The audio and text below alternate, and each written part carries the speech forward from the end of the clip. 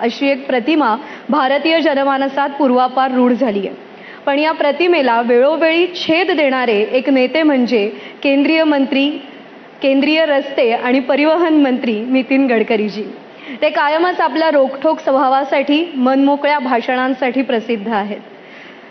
खरं तर स्पष्ट वक्तेपणासाठी आणि थेट भूमिका घेण्यासाठी सुद्धा त्यांचं नाव अग्रक्रमाने घेतलं जातं.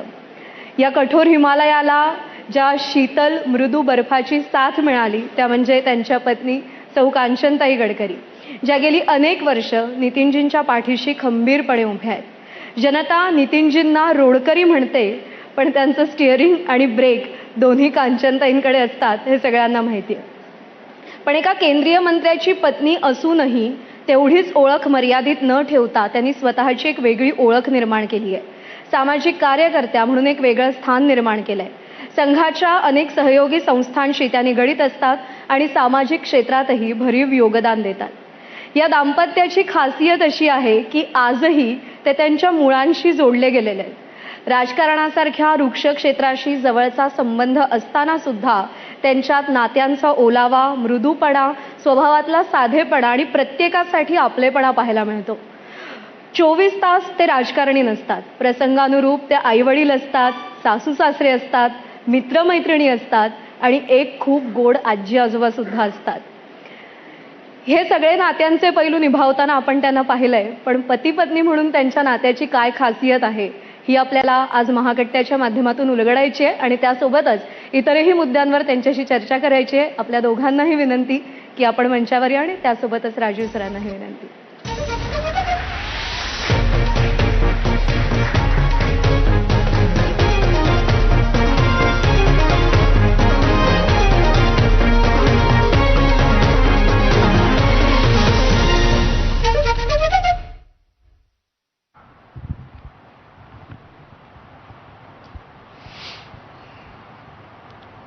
वहिनी, गडकरी साहेब अनेकदा कट्ट्यावर येऊन गेलेले आहेत, त्यामुळं आम्हाला जास्त तुमच्याकडून जाणून घ्यायचे आणि ते म्हणजे आम्हाला काय सगळ्यांना त्यांचं बोलणंही माहिती आहे. पण पहिला अर्थात प्रश्न, एक तर तुमच्या लग्नाला वर्ष किती झालीत? आता 41 वर्ष होतील. किती? 41 इयर्स. 41 वर्ष. तुम्हाला असं वाटतंय का की तुम्ही त्यांना ओळखता? हो, चांगलं ओळखते ना. म्हणजे ओळखते नाही, चांगलं ओळखते. तर असं आहे की ते त्यांच्या मोकळ्या स्वभावासाठी आणि प्रचंड ऊर्जेनं काम करण्यासाठी भारतभर प्रसिद्ध आहेत. कुटुंबासाठी ते अधेमध्ये वेळ देतात. पण आत्ता या कार्यक्रमाला येताना तुम्हाला तुमची एक फॅमिली ट्रिप सोडून आज यावं लागलेलं आहे. पण अशा फॅमिली ट्रिपमध्ये ते कधी सहभागी होतात का? अगदी जरूर होतात. ज्यावेळेला आमची डिमांड असते म्हणजे कुटुंबाची, त्यावेळेला आम्ही पण त्यांना किडनॅप करतो आणि घेऊन जातो. कारण की आजकाल नातू खूप मागे लागतात की आबा इथे जायचं आहे, तिथे जायचं आहे. मुलांचं नाही ऐकलं पण नातवांचं मात्र जरूर ऐकतात. सर, म्हणजे आता तुमच्या सहजीवनाला 41 वर्ष झाली आणि आम्हाला सगळ्यांनाच खरं तर तुमच्या नात्याबद्दल जाणून घेताना असं काय होतं किंवा आहे की ज्याच्यामुळं तुमचं इतकं म्हणजे काय म्हणू आपण, बेभरवशी आयुष्य आहे राजकारणातलं, तर त्याच्यामध्ये त्यांच्यामुळं ते सुकर झालं. त्यांचं कॉन्ट्रीब्युशन काय होतं त्यातलं? नाही, खरं म्हणजे महत्त्वाचं हे आहे की राजकारणात काही प्रमाणात मी यशस्वी असलो तरी घराचं आणि परिवाराचं यश जे आहे त्याचं संपूर्ण श्रेय कांचनला आहे. म्हणजे मुलं लहान असताना त्यांच्यावर उत्तम संस्कार होणं आणि त्यांची सर्व प्रकारचं व्यक्तिमत्व डेव्हलप होत असताना काळजी घेणं, परिवाराशी संबंधित असणारी नातेसंबंध टिकवणं, सगळ्यांशी चांगलं वागणं. आणि सुरुवातीच्या काळामध्ये अडचण आली, कारण मी म्हणायचो की 6 कप चहा कर आणि जोपर्यंत चहा यायचा तोपर्यंत 13 कप घ्यायचे. तर कधीकधी सुरुवातीच्या काळात तिच्या माहेर तिला अशी सवय नव्हती. पण आता घराच्या एकंदर स्वभावाप्रमाणे ती सवय झाली आहे. त्यामुळे मी जर म्हटलं की आज जेवायला 6 येणार आहेत तर ती बरोबर 20 लोकांचा स्वयंपाक करून ठेवते, कारण केवळ वेळेवर येईल काही सांगता येत नाही.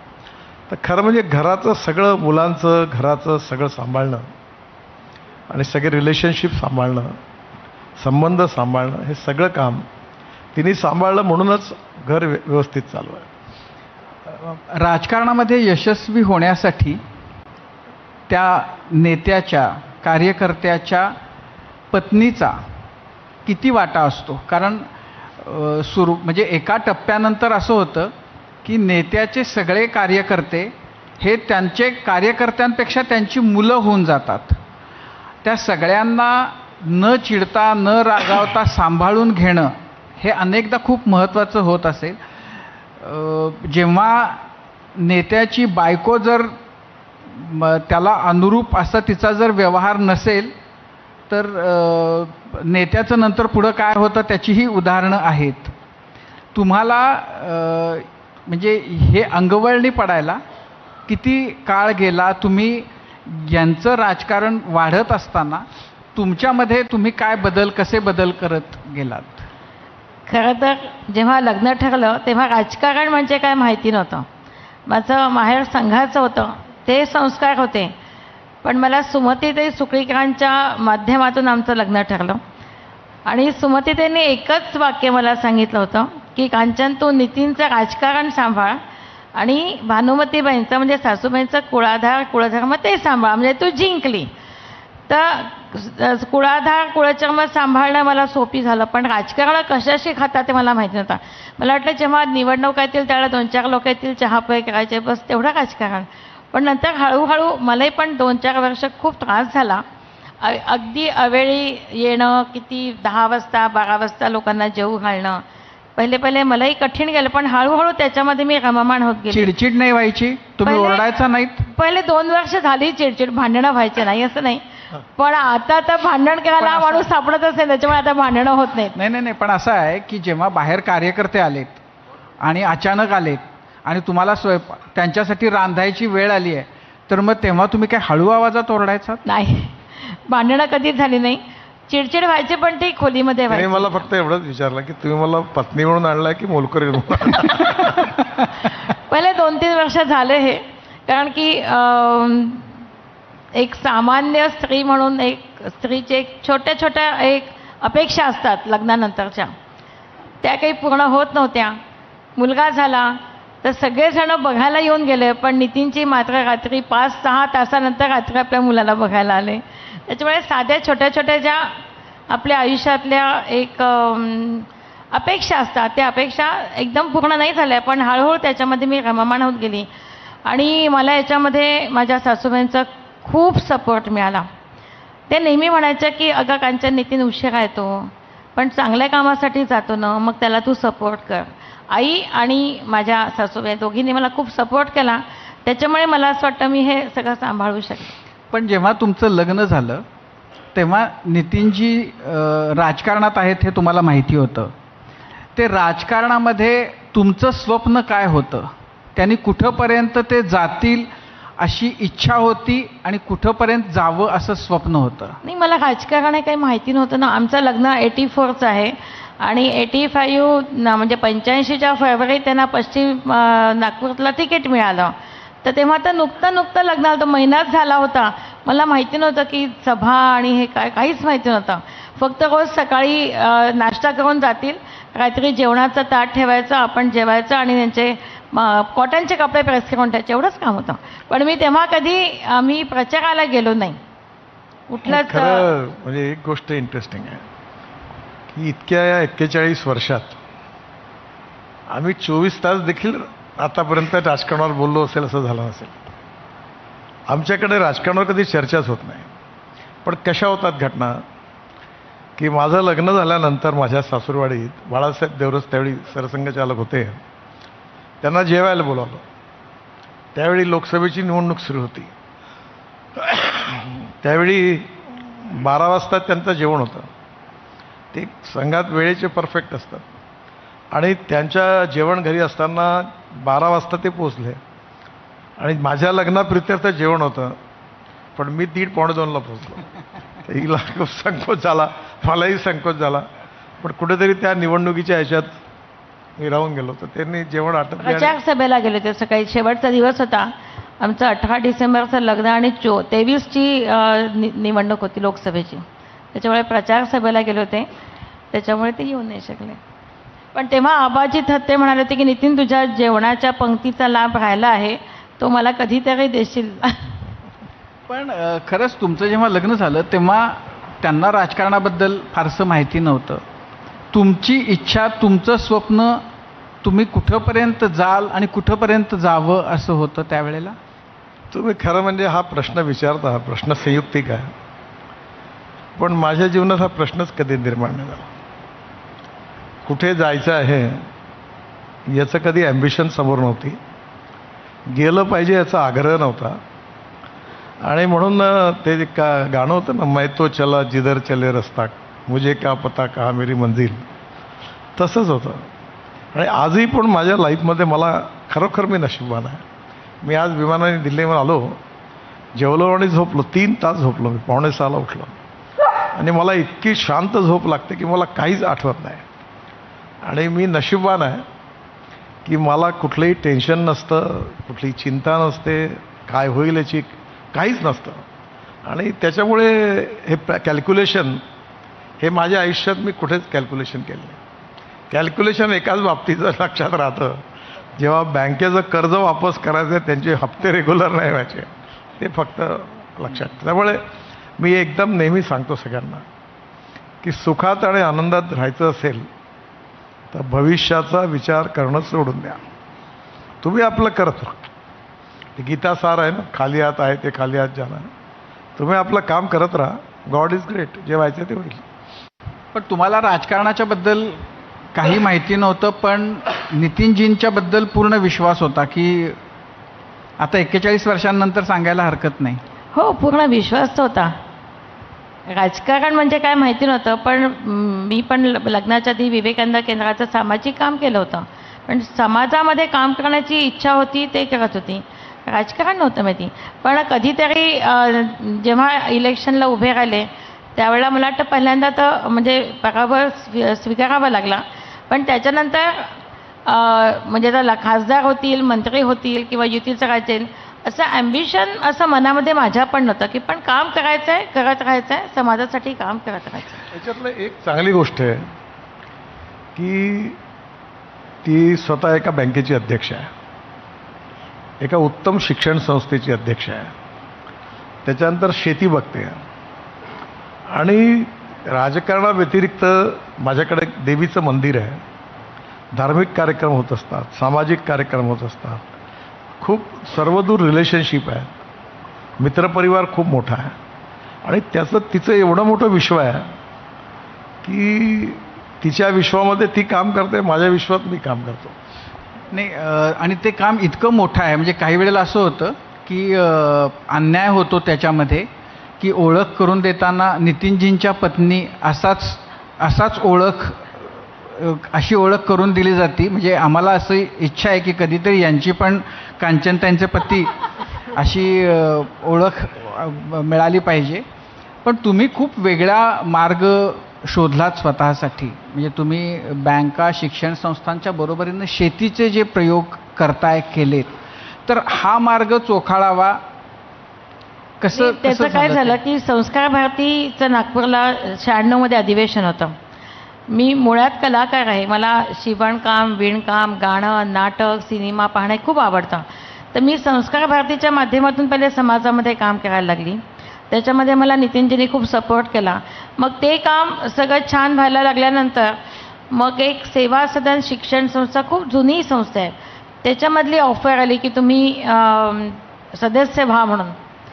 पण मी म्हटलं मला शिक्षणाचं काही माहिती नाही आहे किंवा एवढ्या संस्था चालवणं मला माहिती नाही आहे, कशाचाच गंध नाही आहे.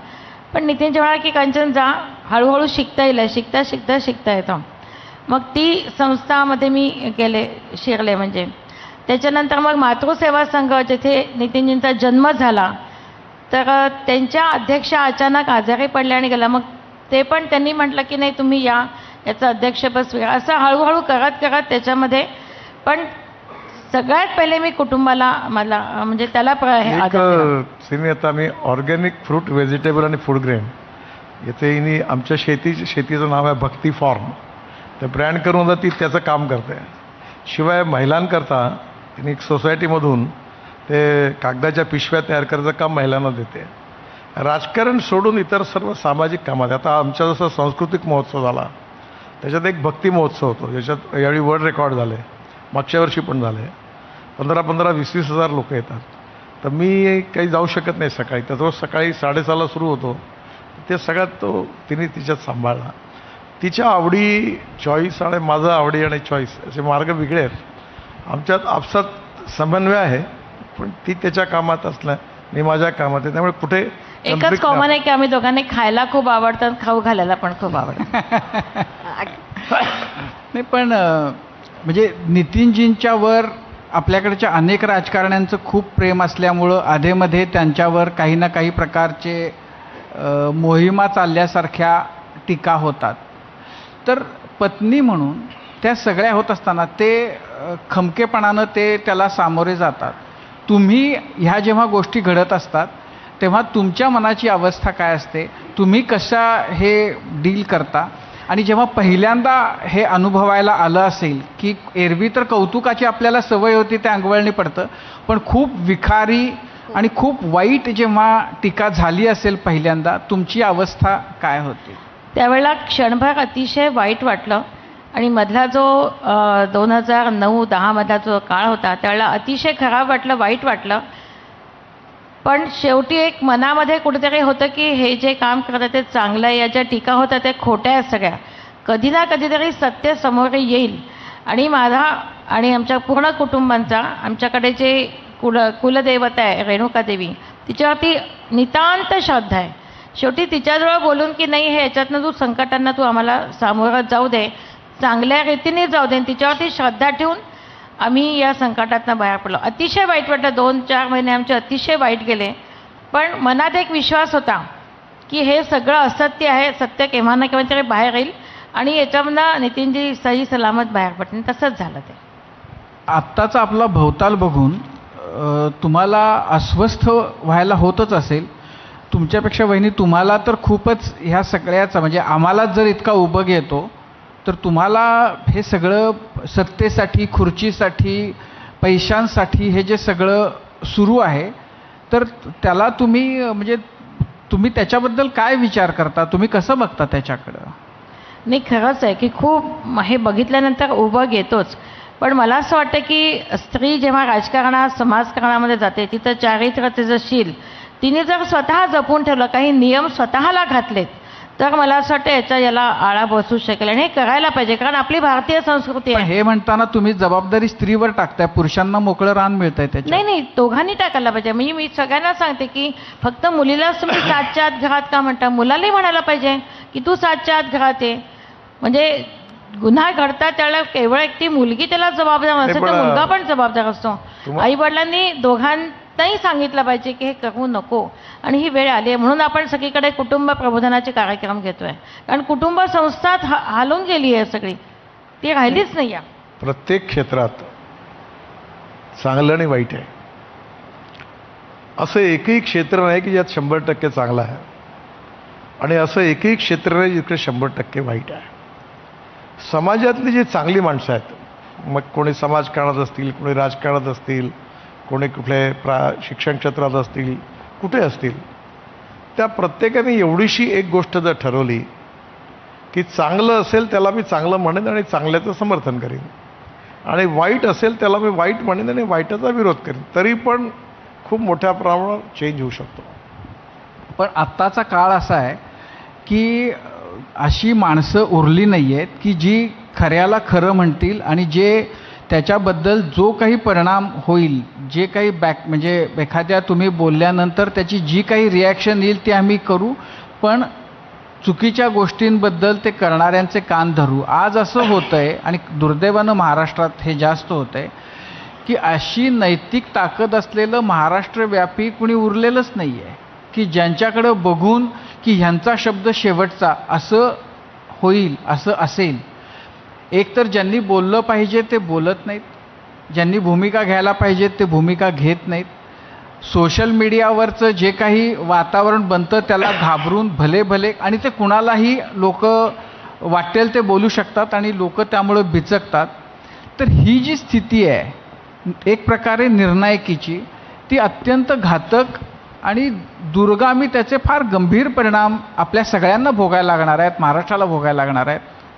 ह्याच्यावर काय करता येईल, ह्याच्यातनं कसा मार्ग काढता एक येईल? गोष्ट मी तुम्हाला सांगतो, जर समजा आज काही महाराष्ट्रात एखादी गोष्ट चांगली असेल किंवा वाईट असेल तर त्याचा संबंध माझ्याशी पण आहे ना.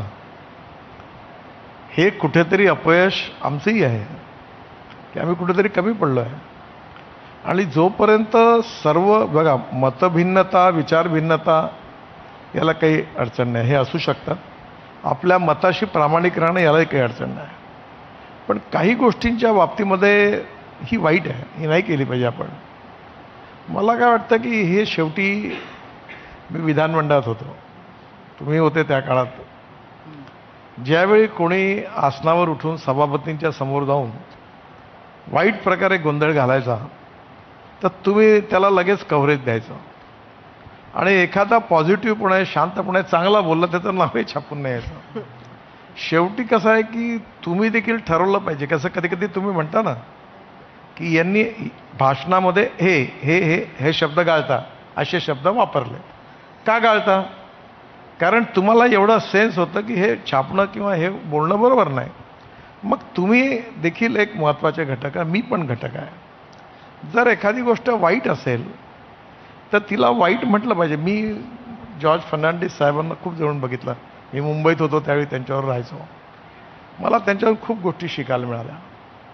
तर मी काय केलं की मी त्या गोष्टीचं अनुकरण, जसं मी आता BJPचा अध्यक्ष होतो, महाराष्ट्राचा अध्यक्ष होतो, विरोधी पक्षाचा नेता होतो, पण मी जॉर्ज साहेबांचं त्यांच्या जीवनातलं सगळं वर्तन पाहिलं. विमानतळावर कोणी स्वागताला नाही, हार नाही, पुष्प. मी 41 आता 25 वर्ष राजकारणात आहे, म्हणजे या पदावर आहे. मला कोणी विमानतळावर पोचवायला येत नाही, कोणी सोडायला येत नाही, सत्कार समारंभ मी करून घेत नाही, मी हात जोडून माझे फोटो छापत नाही. आणि काही गोष्टी ठरवल्या की नाही करायच्या. आणि कामाचा प्रचारही करायची गरज नाही, लोक जाणतात. मला असं वाटतं की जॉर्ज साहेब होते, अटल बिहारी वाजपेयी होते, किंवा वेगवेगळ्या प्रकारची लोकं होती ज्यांची सभागृहात, आम्ही आपल्याही सभागृहात होती, सुसंस्कृत होती, वेगवेगळ्या पक्षातली होती. मुळामध्ये काय आहे की समाजातल्या सर्वच लोकांनी चांगल्या गोष्टीच्या बाबतीत रिकग्नाईज करणं आणि रिस्पेक्ट करणं, आणि जी गोष्ट चुकीची आहे त्याला सगळ्यांनी मिळून त्याच्या विरुद्ध रिॲक्शन देणं. कधी कधी एखादा माणूस जर वाईट बोलला आणि सगळ्या मीडियाने त्याच्यातून लिहिलं की यांचं हे वागणं बरोबर नाही, तर त्याच्यावर प्रेशर क्रिएट होतं, मग तो पुढच्या वेळी बोलत नाही. तर काय उलटं होतं की तो जेवढं वाईट बोलतो तेवढे कॉलम वाढतात की यांनी आक्रमकरित्या असं असं म्हटलं, असं असं केलं. तर याला जबाबदारीशी समाजातल्या सगळ्याच घटकांची आहे. आणि मला असं वाटतं की जर राजकारणात काही खराब असेल त्याची जबाबदारी माझी पण आहे. आम्ही सगळ्यांनी मिळून ते, मी एकेका या सगळ्या पक्षाचा अध्यक्ष होतो, काही गोष्टी आपण बदलल्या पाहिजे, काही गोष्टी बदलवण्याकरता बोललं पाहिजे. दुसरं, माझ्या वेळी एक चांगली गोष्ट होती की एखाद्या वेळी मी पण खूप ॲग्रेसिव्ह मिलिटंट होतो, पण मी जर एखाद्या काही ओघात, बोलण्याच्या ओघात काही चुकलो असेल तर एकट्यात मला माझ्या पक्षाच्या नेत्याने सांगितलं की नितीन तू हे बोललाय बरोबर नाही. म्हणजे एकट्यामध्ये मित्र म्हणून एखाद्याला दुरुस्त करणं, चांगलं काम असेल ते 100 जणात सांगणं, आणि चूक केली असेल तर ती एकट्यात त्याला सांगून दुरुस्त करणं, ही प्रक्रिया समाप्त झाली आहे. आणि मी लोकांमध्ये हे बघितलं की लोक सुधारायला तयार आहेत. त्यांना सांगितलं पाहिजे की असं वागू नको, आणि बदलतात लोक. आणि मी अजूनही पण माझ्या अनेक सहकार्यांना सांगतो असं नका वागू, नका करू, ऐकतात लोक. थोडं थोडं ही प्रक्रिया सगळ्याच ठिकाणी आपण सगळ्यांनी जबाबदार जे आहेत, कोणी पत्रकार आहेत, कोणी सामाजिक कार्यकर्ते आहेत, कोणी राजकीय नेते आहेत, वेगवेगळ्या ह्याच्यात आपण काम करतो. आपण सगळ्यांनी मिळून जर थोडा हा प्रयत्न केला तर हे बदलेल असं मला वाटतं. गडकरीजी, खरं तर वेगळा प्रश्न विचारते. तुम्ही महाराष्ट्राचे लाडके राजकारणी आहात, उत्तम प्रशासक आहात, पण सध्या तुम्ही सोशल मीडिया स्टार झालेले आहात. मध्ये तुम्ही कुठल्या तरी पॉडकास्टला प्रभा विश्रांतीगृहाच्या वड्याबद्दल सांगितलं आणि तिथल्या रांगा आता थांबतच नाही. तर कांचनताई, इतक्यात काही नवीन रेसिपी आली आहे का तुमच्यापर्यंत, किंवा नवीन काही खाल्लं आहे का? नाही त्यामुळे हिनी सांगण्याच्या आधी मी सांगतो तुम्हाला, मी खरं म्हणजे हेही लोकांवर विश्वास नाही. मी यूट्यूब वगैरे बघत असतो आणि नवीन नवीन रेसिपी बघतो. मग मला पहिल्यांदा ते यूट्यूबवर आलेली जी रेसिपी आहे ती व्हॉट्सअपमध्ये ज्या नंबरवर पाठवणं मला येत नव्हतं. मी एवढा करता शिकलो की त्या रेसिपी मला हिला पाठवायच्या होत्या. मग मी ते शिकल्यानंतर आता त्या वेगवेगळ्या रेसिपी मी हिला पाठवतो. मग माझे जे दिल्लीत शेफ आहेत त्याला पाठवतो आणि मग गेल्यावर मी ते तयार करतो. तर असं आहे की आमच्याकडे राजकारणापेक्षा 10 पटीने जास्त चर्चा याच्यावर होते की काय उद्या काय करायचं. मेनू असेल, उद्या काय. उद्याचा काय मेनू असेल, उद्या सकाळी कुठे जायचं, रात्री कुठे जेवायला जायचं, मुंबईत आलो अच्छा. दिल्लीत आलो तर कुठे जेवायला जायचं. नाही, म्हणूनच मी म्हटलं की जसं प्रभा विश्रांतीगृहाचं झालं तसं काही इतक्यात खाल्लंय का वेगळं की आज रात्री पण जाणार आहे. असं आहे, मी नेहमी एक फिलॉसॉफी लक्षात ठेवतो, life is too short, try to enjoy it. ज्या ज्या गोष्टीतून तुम्हाला आनंद मिळतो तसं जीवन आनंदाने जगलं पाहिजे. जगा आणि जगू द्या. आणि हे करत असताना मला एक गोष्ट कळली की जास्त खाण्याचे काय दुष्परिणाम होतात ते मी भोगले. माझं वजन 135 किलो होतं. आता मी 89 किलो आहे, म्हणजे 46 किलो कमी आहे. त्यामुळे माझी खाण्यातली नियत कमी नाही झाली आहे, पण खाणं कमी झालं आहे. मी थोडं खातो आता. पण तुम्हाला असे महाराष्ट्रभरातल्या जागा माहिती आहेत ना, म्हणजे वडा तुम्हाला कुठला तुमचा फेवरेट वडा कुठला आहे? आता एवढं आहे की ते मी सांगतो ना, ते हॉटेलवाले खूप चालतात. भेळ कुठली चांगली. मी मला एक गंमत सांगतो की एखाद्याचं किती परफेक्ट नॉलेज असतं. मनोहर जोशी महाराष्ट्राचे मुख्यमंत्री होते. एक दिवस ते मला म्हणाले, नितीन जेवलास का तू? नाही. बैस म्हणा. मी बोललो जेवायला बसलो. जेवायला बसल्यावर त्यांच्या घरचा डबा होता. तर डबा खाता खाता थालीपीठ होतं.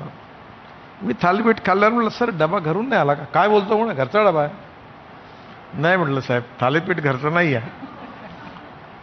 लगेच त्यांनी त्यांच्यावर एक सापटे नावाचे होते. सापटे, डबा घरचा आहे ना? हो साहेब म्हणा. थालीपीठ कुठला आहे? साहेब घरून आला आहे. फोन करा म्हणा वहिनींना. फोन केला वहिनींना. त्याच्या आधी त्यांनी मला विचारलं कुठला आहे? म्हटलं साहेब हे प्रकाशचा थालीपीठ आहे. त्याला वहिनींनी तिकडनं उत्तर दिलं की थालीपीठ प्रकाशचं ठेवलं, बाकी डबा घरचा आहे. तर ते बाळासाहेबांकडे मी जायचो नेहमी. तर ते बाळासाहेब मला त्या थापाला म्हणायचे की 5-6 प्रकारचे भजे कर तयार, नितीन येणार आहे. पण आता मला मुंबईमधले, पण मी तुम्हाला एक गोष्ट सांगतो, जगातली खाण्याची जन्नत शहर कोणतं असेल तर ते मुंबई. नागपूर नाही. नाही. आणि मुंबईमध्ये सगळ्या प्रकारचं फूड अतिशय स्वस्तात, केव्हाही रात्री गरीब माणसाला उत्तम मिळतं. आणि नितीनजी दुसरं, PWD मिनिस्टर असताना आम्ही एकही दिवस मुंबईला बंगल्यावरती जेवलेलं नाही. रात्री नाही वेगवेगळ्या ठिकाणी ते घेऊन जायचे. कुठे डोसा चांगला मिळतो, कुठे भेळ चांगली मिळते, कुठे काय चांगलं मिळतं. तर नवीन नवीन ठिकाणी आम्ही जेवायला जायचो. पण मुंबईची मजा आहे खायची ती कुठेच नाही. आणि त्याच्यातही सगळ्यात चांगलं म्हणजे फुटपाथवरचं. आता माझी खूप अडचण होते, कारण माझ्यावर 50 पोलीस असतात सगळ्या तमाशांमध्ये. मी सांगितलं रे पोलीसवाले याला हटव त्याला हटवतो. मग मी काय करतो की घरी जातो 10:30-11ला. आता मी झोपायला चाललो आहे, सगळ्यांना घरी सोडून दे सांगतो. गेले की मग 2 गार्ड घेऊन पोलीस घेऊन चुपचाप शटर डाऊन करून बरोबर. पण आम्हाला सांगा ना, तुमचे फेवरेट जॉईंट सांगा ना. वडापाव तुम्हाला कुठला आवडतो? परवाचा पुण्यातला. पुण्याचा. मिसळ? मिसळ प्रकाशची चांगली आहे, आस्वादची पण चांगली आहे मुंबईची. अच्छा, पुण्याची वेडेकरांची तुम्ही टेस्ट केली? वेडेकरांची चांगली. अच्छा. समोसा? समोसा खूप ठिकाणी, नागपूरलाही चांगला, बऱ्याच ठिकाणचा आहे. पण तुम्हाला एक गोष्ट सांगतो, आमच्याकडे कांचन सांबार वडी तयार करतात. त्याला आमच्याकडे पुडाची वडी म्हणतात. ती खूप चांगली.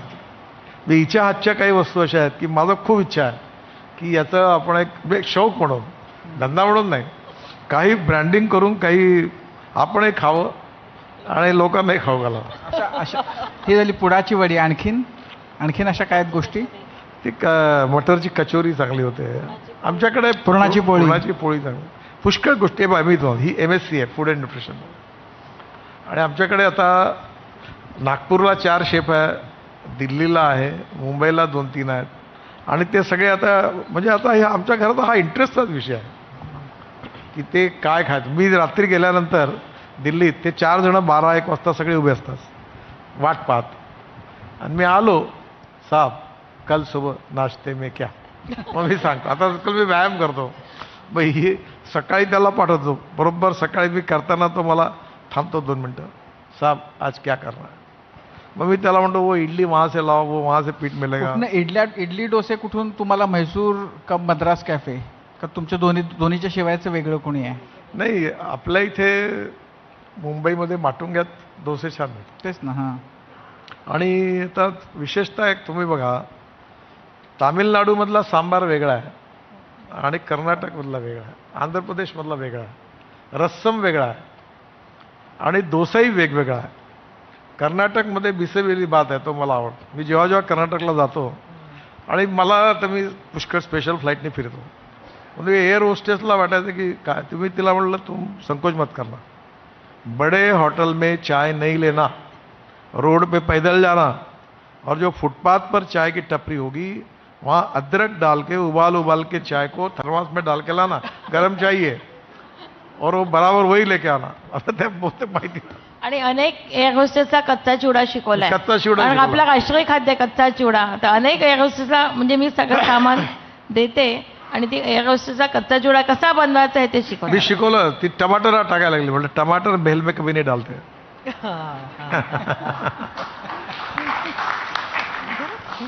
आता इतके सगळे पदार्थ झाले, शेवटचा आपल्या सगळ्यांचा जिव्हाळ्याचा पाणीपुरी, ती कुठली तुम्हाला आवडते? पाणीपुरीचं सगळं यश जे आहे ते पाण्यामध्ये आहे हं. आणि मी त्याच्यावर प्रयोग केला आहे.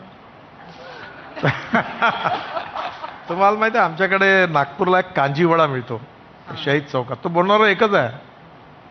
एक अमरावतीत गिला वडा मिळतो, तसं तिकडे कांजी वडा आहे, तो उडदाच्या डाळीचा आहे. तर ती मोहरी जी असते ती 4 दिवस 3 दिवस भिजवत एका स्टेजवर, मग त्याचं फर्मेंटेशन होऊन त्याचं पाणी तयार होतं.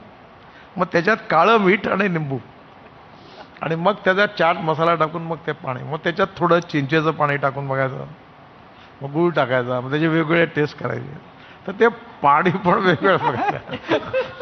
अरे इकडं तोंडाला पाणी सुटलं.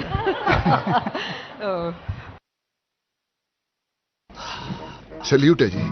आप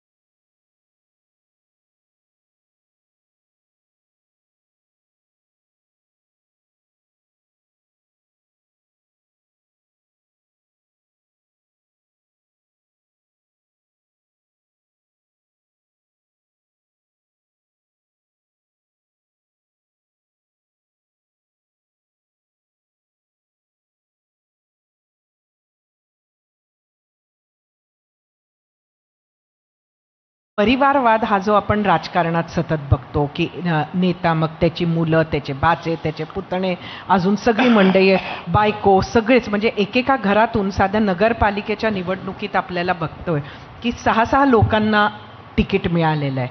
मात्र आपण नेहमी सांगितलेलं आहे की माझ्या घरून कोणीही माझा मुलगा निवडणुकीत उभा राहणार नाही किंवा राजकारणात आला नाही. तर वहिनी, तुम्हाला म्हणजे तुम्ही दोघांनी हा विचार, म्हणजे हे विचारपूर्वक हा निर्णय घेतलेला आहे का, आणि तो नितीनजींचा निर्णय तुम्हाला पटला का? नाही, आम्ही राजकारणावरती कधी बोलतच नाही ना. आम्ही जातो केव्हा राजकारणामध्ये, जेव्हा लोकसभेचे इलेक्शन्स असतात त्यावेळेला नितीनजींचा प्रचार प्रसार करायला आम्ही जातो. मग त्यांचा आणि आमचा काही संबंध नसतो, तेवढेच आम्ही भाषण द्यायला जातो आणि याच्यावरती कधी चर्चा होत नाही. जरी मुलांना इंटरेस्ट, यांनी आधीच सांगितलेलं आहे की माझा राजकीय वारसा तुम्हाला मिळणार नाही, तुम्ही तुमच्या ताकदीवरती उभे व्हा, तुम्ही पण ते काम करा आणि मग आपापलं तुम्ही हे करा. कसं आहे, पण हे अन्यायकारक नाहीये का? एक कोणाचा मुलगा मुलगी असणं गुन्हा नाही, कोणाची पत्नी असणं गुन्हा नाही, पण ते तिकीट जे आहे ते आईवडिलांनी मागण्याच्या ऐवजी जनतेने जर म्हटलं, जसं देवेंद्र फडणवीस राजकारणात आले त्यावेळी त्यांचे वडील आमदार होते, त्यांच्या जागेवर मी निवडून आलो, तर ते त्यांच्या वडिलांनी आईवडिलांनी प्रस्ताव नाही ठेवला. ते जेव्हा आजारी होते वडील तेव्हा मी त्यांच्याकडे गेलो आणि मी त्यांना म्हटलं की तुम्ही देवेंद्रला राजकारणात पाठवा. तर ते त्यांच्या आईवडिलांच्यामुळे नाही आले, आमच्यामुळे आले. तर अशाला काही अडचण नाही. पण जेव्हा आई वडील आग्रह धरतात की माझ्या मुलाला तिकीट द्या, ते चुकीचं आहे. आणि मी नेहमी माझ्या मुलांना सांगितलं की मी पोस्टर चिकटवले, रिक्षात बसून अनाऊन्समेंट केली, लाखो कार्यकर्त्यांनी आपलं जीवन दिलं, त्यांच्याबरोबर मी काम केलं. तर माझी जी काही शेती वाडी सत्ता संपत्ती आहे ती सगळं तुमचं आहे, तुमच्याकरता काय बाकी काही प्रश्न उद्भवत नाही. पण माझ्या राजकीय विराजदारी जी आहे त्याच्यावर अधिकार माझ्या कार्यकर्त्यांचा, ज्यांनी मला मोठं केलं. मला खूप वाईट वाटतं की 20-20 वर्ष काम करणारा एक कार्यकर्ता तिकीट मागतो, तो जिन्याय नसतो, आणि त्यावेळी कोणीतरी मंत्री म्हणतो माझ्या बायकोला नाही तर माझ्या मुलाला तिकीट द्या, त्याचं तिकीट जातं. हे खूपच दुर्भाग्यपूर्ण आहे. पण याला कारण जनता आहे. कोणत्याही पक्षाचे असे जे उमेदवार उभे राहतील वारसदार, त्यांना निवडणुकीचं जनतेने पाळलं तर उभेच नाही करणार लोक. म्हणजे जनतेने याच्यावर रिॲक्ट व्हायला पाहिजे. जनता त्यांना निवडून देतात, त्याच्यामुळे ते ॲक्सेप्ट होतं. आपल्या दोघांसाठी पण प्रश्न आहे. तुम्हा दोघांच्या आयुष्यात तुमची मुलं आणि तुमची नातवंड अर्थात ते अविभाज्य अंग आहे. तर कांचनताई, तुम्ही म्हणालात की सुरुवातीच्या काळात तुम्हाला सुद्धा कठीण गेलं की नितीनजी घरात नाही आहेत, वेळ देऊ शकत नाही आहेत. हे मुलांसाठी किती कठीण होतं स्वीकारणं? म्हणजे ती अर्थात तुम्हाला वुमन ब्रिगेड बनावं लागलं असेल, वन मॅन आर्मी. खूप कठीण होतं, खूपच कठीण होतं. जेव्हा मुंबई पुणे एक्सप्रेसवे बनला त्यावेळेला माझा मुलगा, म्हणजे तेव्हा अगदी छोटे छोटे होते, तर एकदा निखिलनी, तो 4थीमध्ये होता तेव्हा, मिनिस्टर होते, PW मिनिस्टर, आणि लिटरली 2-2, 3-3 ट्रिप झाल्या तरी मुलांची यांची भेट नाही व्हायची. तर एकदा एका दिवाळीमध्ये निखिलनी यांचे पाय बांधून ठेवले पलंगाला आणि वरती समोर पाटी लिहिली की आज बाबा कोणालाही भेटणार नाहीत.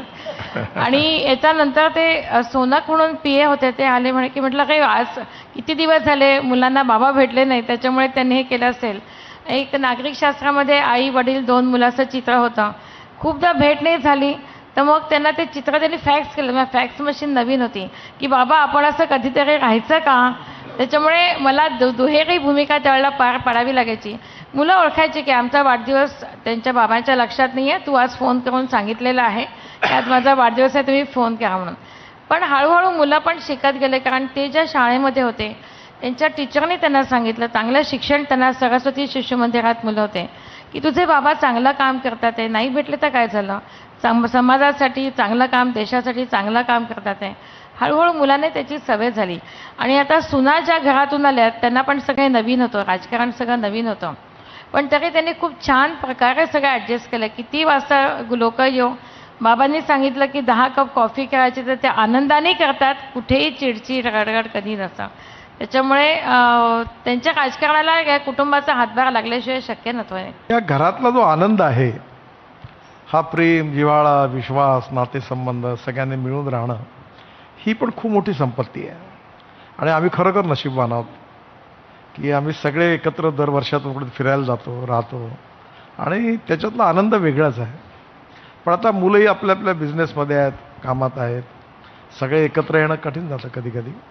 पण एकत्रित राहण्यामध्ये आणि सगळ्यांनी मिळून एकत्र एन्जॉय करण्यामधला आनंद खूप वेगळा आहे. असं आहे की ते जेव्हाही सापडत असतील असं थोडंच होत असेल की तुम्हाला सगळंच त्यांचं पटतं, काहीतरी विषयावरनं तुम्ही अजिबात भांडत नाही.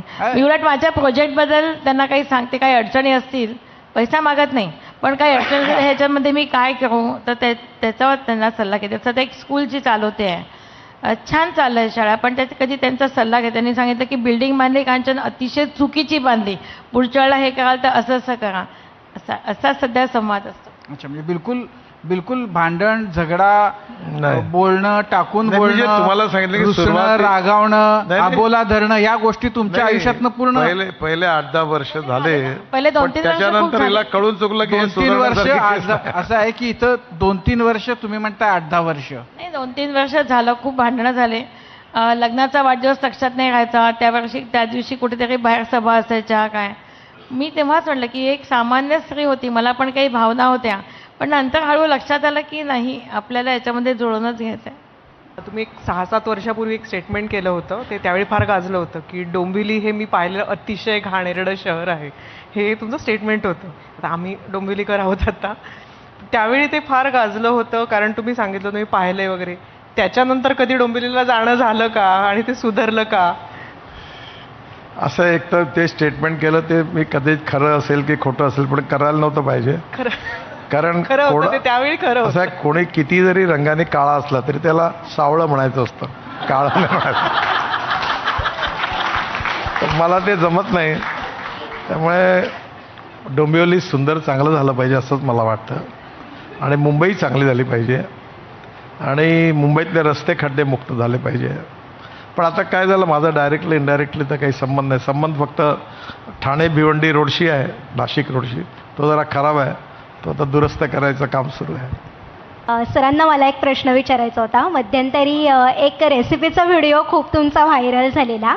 तर मॅडम, सरांची अशी कोणती स्पेशल डिश आहे की जे ते बनवतात किंवा ते आवडीने खातात अशी?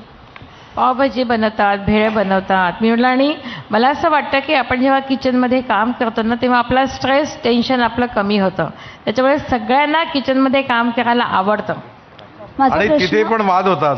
मी जेव्हा पावभाजी बनवतो, मी त्याच्यात हे बटर एवढं टाकतो, एवढं नका टाकू. म्हटलं मी बनवतोय ना, तू नको बोलू याच्यात. नितीनजी, एक तुमचा व्हिडिओ खूप व्हायरल झाला होता, म्हणजे महाराष्ट्रातल्या वेगवेगळ्या देवस्थानांची काय स्थिती आहे, त्यांच्या मॅनेजमेंटच्या बद्दल तुम्ही केलेलं वक्तव्य हे शेगावच्या म्हणजे गजानन महाराज मंदिराच्या बद्दल तुम्ही सांगितलं होतं.